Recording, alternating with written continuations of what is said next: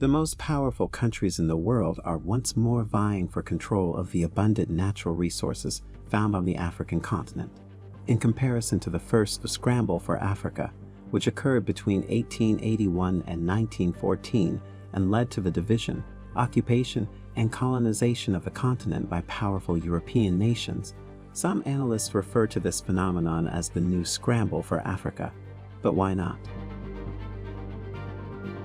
Today, the capital problem, the drought, and the never-ending domestic unrest that have often made Africa's struggle for industrialization challenging have been curtailed by a young core population and a wealth of fascinating mineral deposits.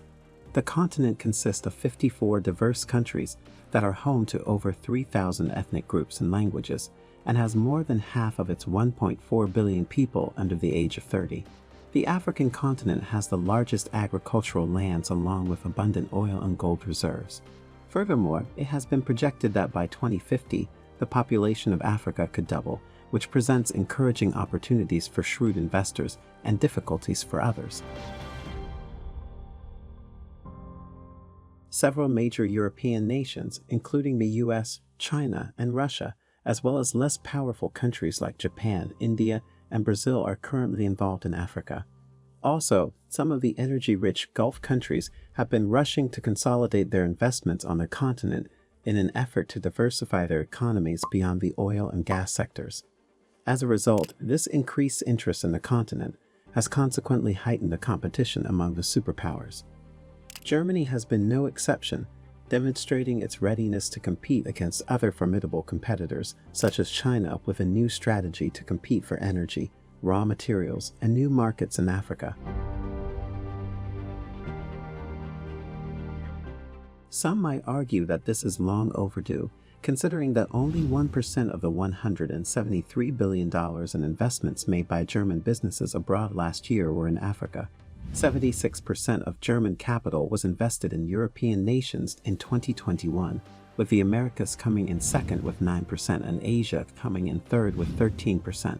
According to Handelsblatt, one of Germany's most prestigious financial publications, the country plans to replace the Marshall Plan with Africa, with a new strategy to improve its competitive position against China in the race for Africa. The Marshall Plan with Africa is an initiative that was launched in 2017 to mark a paradigm shift in Germany's cooperation with Africa. It assumes that not only do Europe and its neighbors share many challenges, but that Africa also has a lot to offer in terms of opportunities, including rapid economic growth, innovative business talent, a wealth of natural resources, a vibrant young population, and a growing middle class. However, it appears that fresh initiatives are in order because, per the financial paper, the Minister for Economic Cooperation and Development, Svenja Schulze, will present the new strategic plan in January. Ultimately, by enhancing its soft power, Germany hopes to defend itself against international crisis. Germany's latest draft strategy for the continent names Turkey and Gulf states as rivals in addition to China and Russia. China, for one, has repeatedly used its investment and lending power in Africa by persuading the continent's nations to vote in its favor at the UN. And so in the draft strategy, it is emphasized that these nations are making investments in their infrastructure, attempting to gain access to markets and raw materials, and hoping to gain political clout.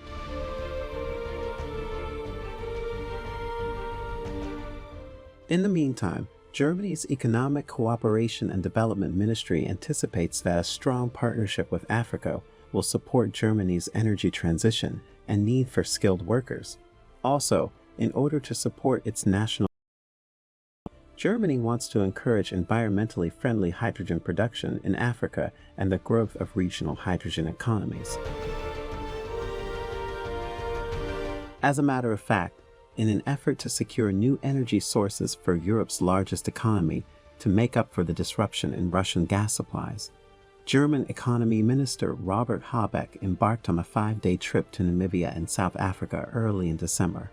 Habeck, who was reported to have been joined by a delegation of 24 German business leaders, signed a contract for the production of green hydrogen during his first stop in Windhoek, the capital of Namibia. German utility company RWE signed an agreement with Hyphen Hydrogen Energy, to become the Namibian company's preferred buyer of green ammonia for export to meet Europe's growing energy demand. This deal permits RWE to offtake up to 300,000 tons of green ammonia annually, a hydrogen derivative that is particularly well suited for shipping. Evidently, Namibia is thought to have very significant geographic advantages over Europe, and because of the abundance of sun and wind on its skeleton coast, which is located on the Atlantic Ocean, green hydrogen production is showing tremendous potential there. The nation also intends to take advantage of private investment opportunities in Africa, particularly in the energy and infrastructure sectors. German influence and leadership among European Union nations with a stake in the continent are strengthened by the presence of significant infrastructure and energy companies. Habeck was set to join South African President Cyril Ramaphosa, who has been under immense political pressure due to allegations of corruption, at the German-African Business Summit in Johannesburg. However, Ramaphosa was absent. Habeck's trip to Africa aligns with a larger German government initiative to forge new energy partnerships abroad following Russia's gas supply cutoff. This is not surprising given that over 400 German companies, many of which are involved in the automotive, medical, and energy sectors, have operations in South Africa employing over 65,000 people, according to data. Furthermore, South Africa receives more than 40% of all German exports to the continent. Nonetheless, there are worries that the debt burden placed on African nations will impede the urgently required investments as many African nations become more reliant on China for loans. And so Germany intends to offer budgetary support to African nations to make it simpler for them to pay their debts. Also, Germany wants to distinctly change its approach to immigration.